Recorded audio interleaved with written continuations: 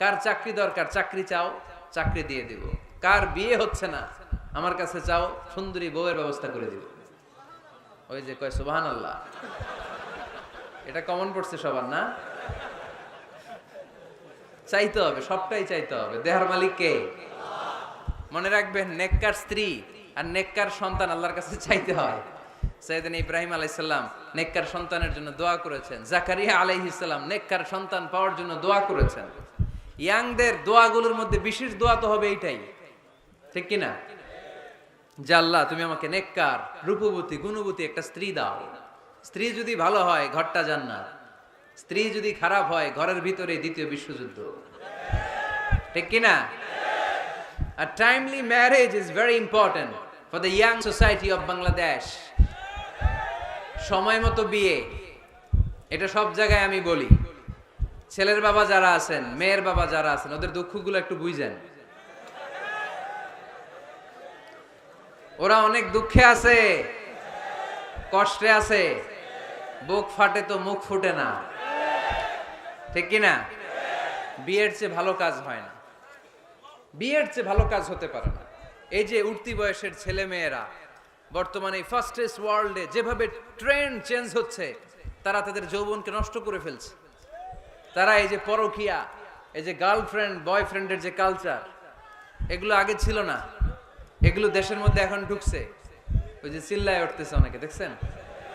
100% common পড়ে গেছে এদের। তো এই যৌবনের তাড়নায়, এই যে যুবক বয়সে তারা যে পাপগুলো করে, অবৈধ মেলামেশার কারণে, হারাম রিলেশনশিপের কারণে একটা পার্সেন্টেজ গুনাহ বাবা মার কাঁধেও আছে না নাই? এজন্য খবরদার, ওদেরকে যদি সময় মতো বিয়ে না দেন, ওরা যে পাপগুলো করবে এটা শুধু ওদের পাপ নয়, আপনার কাঁধেও এই পাপ বর্তায়, তাই না? এজন্য আগে আগে বিয়ে দেন, অন টাইম, টাইমলি ম্যারেজ। মসজিদে মসজিদে বিয়ে করাবেন। ছেলের বাবা মেয়ের বাবা চলে আসবে, ইজাব হবে, কবুল হবে, খেজুর নিয়ে যাবেন, 1 কেজি, বিয়ে শেষ। সহজ হয়ে গেছে না? 1 কেজি 2 কেজি খেজুর খাওয়াই দিবেন। দিস ইজ দ্য ওয়ালিমা। আল্লাহর হাবিবের যখন বেশি টাকা ছিল তিনি বেশি খাওয়াতেন। এক বিয়েতে তিনি 400 জন সাহাবীকে খাসির গোশত, উটের গোশত আর রুটি খাইয়েছেন। ওয়ালিমা, বিয়ের খাবার। সুবহানাল্লাহ পড়বেন না? আরেক বিয়েতে টাকা পয়সা নাই। এটা হচ্ছে সাফিয়া বিনতি হুয়াই ইবনে আখতাব, ইহুদি রাজকন্যাকে বিয়ে করেছিলেন খায়বার যুদ্ধের পরে। তো ফিরে আসবেন, আল্লাহর হাবিব বললেন এখানেই বিয়ে করব, মরুভূমিতে আমাদের বাসর হবে। বাসর ঘর সাজানো হলো, আল্লাহর হাবিব বাসর করলেন। সকালবেলা তিনি বেরোলেন, সাহাবারা ধরলেন, ইয়া রাসূলুল্লাহ, আগে না ওই যে রুটি খাওয়াইছিলেন, আগের বিয়েতে গোশত খাওয়াইছিলেন, এইবার কি খাওয়াবেন? আল্লাহর হাবিব বললেন এইবার তো আমার কাছে টাকা পয়সা নেই, তোমাদের কাছে কি আছে বলো? দাওয়াত খাইতে চাইয়া পড়ছে বিপদে সাহাবারা। তো সাহাবারা বললেন আমাদের কাছে কিছু নাই, কারো বাড়িতে কিছু ঘি, কারো বাড়িতে কিছু আটা, কারো বাড়িতে কিছু পনির। আল্লাহর হাবিব বললেন সব নিয়ে আসো, একটা বোলের মধ্যে রাখো। রেখে এটারে ম্যাশড করা হলো, ছাতু বানানো হলো। কি? এবার আল্লাহর হাবিব বললেন সবাই হাত পাতো, সবাই হাত পাতলো। আল্লাহ রাসূল সাল্লাল্লাহু আলাইহি ওয়াসাল্লাম হাতের মধ্যে একটু ছাতু ধরাই দিলেন, বললেন এটাই বিয়ের ওলিমা। সুবহানাল্লাহ পড়বেন না? তার মানে যখন সামর্থ্য বেশি তখন ওয়ালিমাতে খাওয়াবেনও বেশি। সামর্থ্য নাই, ছাতু খাওয়াই দিবেন অথবা খেজুর খাইয়ে দিবেন। খেজুরের চেয়ে ভালো মিষ্টান্ন আর হতে পারে না। খেয়াল রাখবেন, ফলের মধ্যে আছে সুক্রোজ। ফলের যে মিষ্টিটা, এটা কিন্তু বেশি ক্ষতি করে না, এটা খুব ভালো, ভেরি হেলদি। ফলের যে মিষ্টি এটারে বলে সুক্রোজ। মধুতে যে মিষ্টি এটাকে বলে ফ্রুকটুস। আর চিনিতে যে মিষ্টি এটার বলে গ্লুকোজ। এই গ্লুকোজ বাদ দিতে হবে, বাদ দিয়ে সুক্রোজ আর ফ্রুকটুস খাইতে হবে। তাহলে সুস্থ রাখবে কে? দেখেন আল্লাহর হাবিব সাল্লাল্লাহু আলাইহি ওয়াসাল্লাম কত খেজুর খেতেন, তিনি মধু খেতেন, ফ্রেশ মধু, ফ্রেশ হানি আল্লাহর হাবিব সাল্লাল্লাহু আলাইহি ওয়াসাল্লাম খুব বেশি পছন্দ করতেন। এজন্য বিয়ের চেয়ে ভালো কাজ হতে পারে না। এদেশে ছেলে বিয়ে করতে চাইলে সবাই বলে নিজের পায়ে দাঁড়াও। আছে না এই কথাটা? কক্সবাজারে বলে বেশি, কি বলে? নিজের পায়ে দাঁড়া।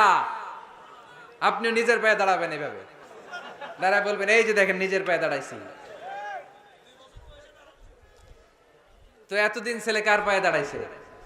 নিজের পায়েই তো দাঁড়াইছে। বিয়েটাকে সহজ করেন।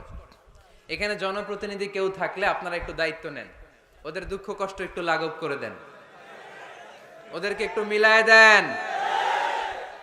এই বিয়েটা হচ্ছে ভালোবাসার বন্ধন, এটা জান্নাতি ভালোবাসায় ভরপুর একটা সম্পর্ক। কারণ সাইয়েদনা আদম আলাইহিস সালাম আর হাওয়া আলাইহাস সালাম দুইজনের বিয়ে হয়েছিল জান্নাতে। সুবহানাল্লাহ পড়েন। এজন্য আমরা বিয়ে করব। কি করব? বিয়ে করব। যারা করছেন তারা বেশি জোরে কইেন না যে করব।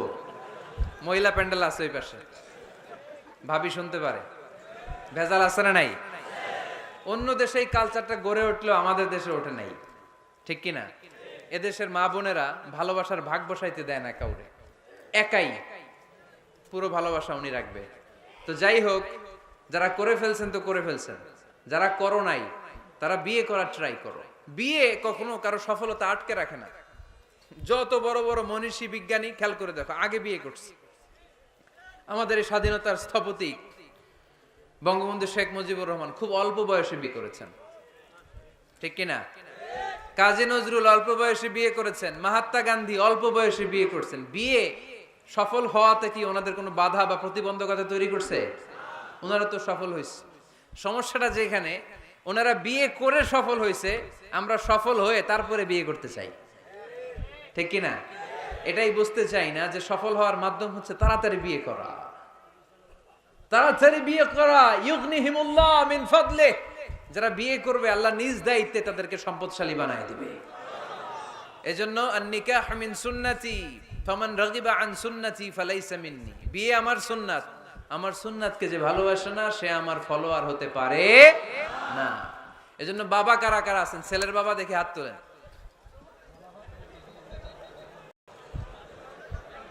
ছেলের বাবা হাত তুলে বলেন, আল্লাহ আমার ছেলেকে সময় মতো বিয়ের পিঁড়িতে বসায় দিব ইনশাআল্লাহ। ছেলের বিয়েতে 1 টাকাও যৌতুক নিব না। আওয়াজ করে পড়েন আমিন। হাত নামান। মেয়ের বাবা কারা আছেন দেখি? মেয়ের বাবা হাত তুলেন, আওয়াজ করে বলেন হে আল্লাহ। আরো জোরে বলেন হে আল্লাহ। আপনাদের ভালো লাগতেছে না এটা? বলেন আল্লাহ আমার মেয়েকে সময় মতো ভালো পাত্রের হাতে তুলে দিব, সময় মতো বিয়ের ব্যবস্থা করব, তুমি তৌফিক দাও। মেয়ের বিয়েতে 1 টাকাও যৌতুক দিব না। আওয়াজ করে পড়েন আমিন। হাত নামান। বিয়ে করো নাই কারা কারা? হাত তোলো। আওয়াজ করে বলো হে আল্লাহ সময় মতো বিয়ে করতে চাই, তুমি তৌফিক দাও।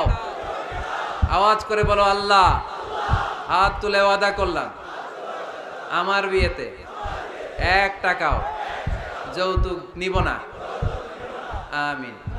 আরো জোরে বলতে হবে আমিন। মাশাআল্লাহ। হাত নামাও, হাত নামাও।